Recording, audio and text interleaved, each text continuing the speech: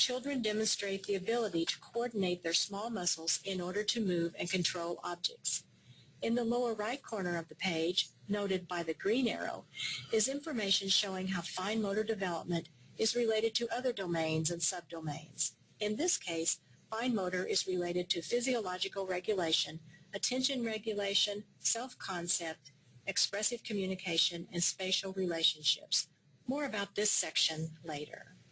Following the overview of the fine motor standard, on page 62 and 63, you will find more detail regarding age descriptors, indicators for children, and strategies for interaction. Let's walk through each of these pages step by step and talk about each of these sections. Each domain and subdomain is broken down into these same components. In other words, for each subdomain, there is a set of pages like these with the standard, the age descriptors, indicators, and strategies. The green arrows point to the developmental domain, which on this page is number 2, physical development and health. The yellow arrows point to the subdomain, which in this case is fine motor. This next slide are the same pages as the previous slide. Moving down on the page, the pink arrow is pointing to the standard, children demonstrate the ability to coordinate their small muscles in order to move and control objects. The burgundy arrow is pointing to the words small muscles and relate to the call-out box on the left. Call-out boxes are definitions of specific words and complex concepts essential for understanding the progression of development outlined within the subdomain. Now let's talk about the age descriptors. The guidelines describe what children should know and be able to do along a continuum, a trajectory of development, including indicators to help show how development can be seen in everyday behavior. The age ranges in the guidelines overlap to reflect children's biobehavioral shifts, which are changes in behavior triggered by biological changes in the brain. In other words, as children develop, the age ranges that skills may be accomplished varies from child to child. Some children may accomplish a skill at 6 months, while others may accomplish the same skill at 9 months. Both ages are entirely normal development. Sometimes children focus on one particular area of development while having little growth in another area. Looking again at our fine motor pages 62 and 63 in the guidelines, the next areas highlighted on the slide are the overlapping age descriptors that we were just talking about. The yellow arrow points to the birth to 9 months age range, which says children begin to reach for, grasp, and move objects. The green arrow points to the 7 to 18 months section, which says children begin to gain control of their small muscles and purposefully manipulate objects. The red arrow points to the 16 to 24 months section of age descriptors, and the black arrow points to the 21 to 36 month age range. The age ranges are overlapping to accommodate the varied development of children. A child who is 8 months old could still be reaching and grasping, not quite achieving the next age range of purposefully manipulating objects. Note that under each age range you will find the sections called Indicators for Children and the Strategies for Interaction that pertain to each age range. We will discuss these sections next. Every subdomain section is arranged like this on a 2-page spread throughout the guidelines. The age ranges with Indicators for Children section and Strategies for Interaction following. This slide shows the same fine motor page as the previous slide. The blue arrow points to the section Indicators for Children. These sections are under the age descriptor sections. The indicators represent some of the observable skills, behaviors, and knowledge that children demonstrate. These indicate progress toward achieving the standard. The first section on the left is the birth to 9 months column. Some of the indicators on this age range include reaches for objects, grasps, holds a small object in each hand, and bangs them together. In the second column, under the 7 to 18 months age range, some of the indicators that children will show us include picks up objects, uses pinch or grasp, and participates in simple finger plays, and so on for 16 to 24 months and for 21 to 36 months. Each section gives examples of children's actions for a particular age range. The final section in each column is called Strategies for Interaction and is noted by the gray arrows in each column. The strategies are specific activities, practices, and interactions in which caregivers can engage with children to support their healthy development. Remember, each column represents an age range. The first column is the birth to 9 months column. The first strategy for caregivers is placing objects around the child where he or she will have to reach for them. The second column is the 7 to 18 months age range. The first strategy suggested for caregivers is providing art materials, and so on for the other two age ranges. The strategies for interaction are just suggestions of experiences that caregivers can implement to support children's development in the fine motor area. Each subdomain gives lots of suggestions of activities for caregivers to use with children that are appropriate for each of the age ranges. Since development occurs across multiple interrelated areas, Guidelines readers will see a short list of other closely related subdomains in every subdomain introduction and in each real-world story. While every subdomain can relate to the others, the guidelines highlight those most relevant to each particular one. In this case, as we noted earlier, in the lower right-hand corner of the page, under the green arrow, is information showing how fine motor development is related to other domains and subdomains. Throughout the guidelines are real-world stories that are real-life examples that demonstrate the specific concepts of development in action. This particular story concerns gross motor development.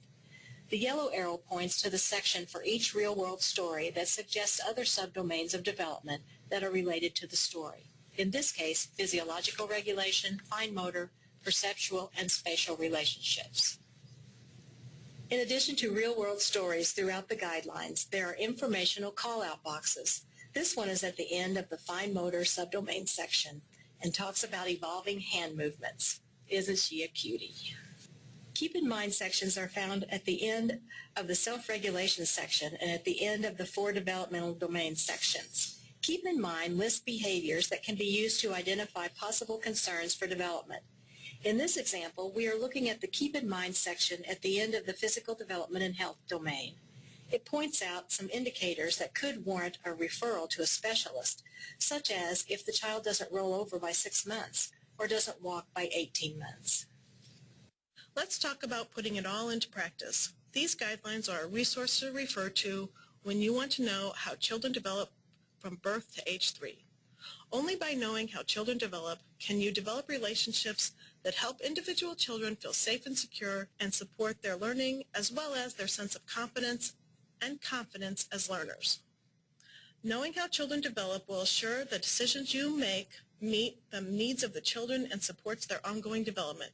Let's look at an example. Picture Olivia, 6 months, lying on the floor in her blanket. Rolling over on her tummy, she spots a bright red plastic ring nearby on the floor. She reaches for it, kicking her legs and stretching her arm out. Almost, and then she gets it. She pulls the ring toward her, babbling the whole time. She rolls on her back, looks at the ring, smiles broadly, and brings it to her mouth. Knowing that babies need to move freely to develop their muscles and bones, caregivers create safe places without tiny objects that can be swallowed and out of the path of walkers.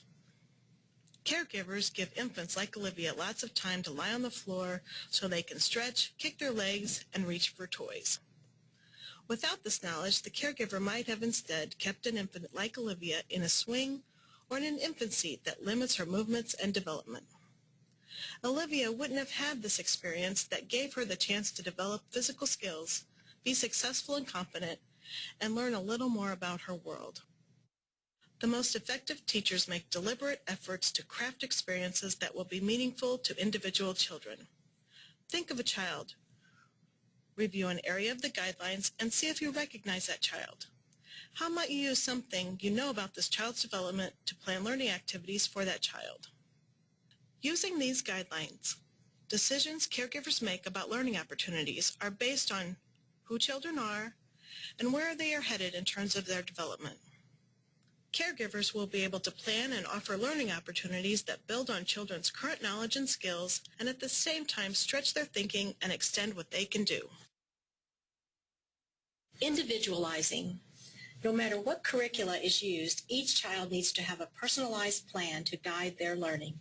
A plan that will change and adapt as a child develops and gains new knowledge and skills. One that takes into account a child's personality, interests, and strengths. Creating individual plans for each child's learning is an ongoing process that includes the following steps. Observe the child and see where a child is on the guidelines continuum of development. Listen to all the cues a child gives about his interests and strengths. Reflect or take time to consider what you know about the child, her personality, her learning style, her family and culture. Plan accordingly for the child. Carry out your plans. Observe to see if what you planned is a fit, both in terms of the child's interest and ability. Reflect again. Modify your plan as necessary. Carry out your plan. Continue to observe, reflect, plan, carry out, and modify. Here's a good question to ask yourself as you decide what learning opportunities to offer to individual children. What about this child makes me select this activity? Big caution, if you don't have an answer, it could be a sign you are not individualizing or personalizing learning opportunities for individual children. As noted earlier, the content of the Early Learning Guidelines is the essential building block upon which all other development progresses. For example, the Early Learning Guidelines, shown at the bottom of this table, contains the specific domain Language Development, which informs the Early Learning and Development Standards, shown just above the Early Learning Guidelines, Specific Development Language Arts.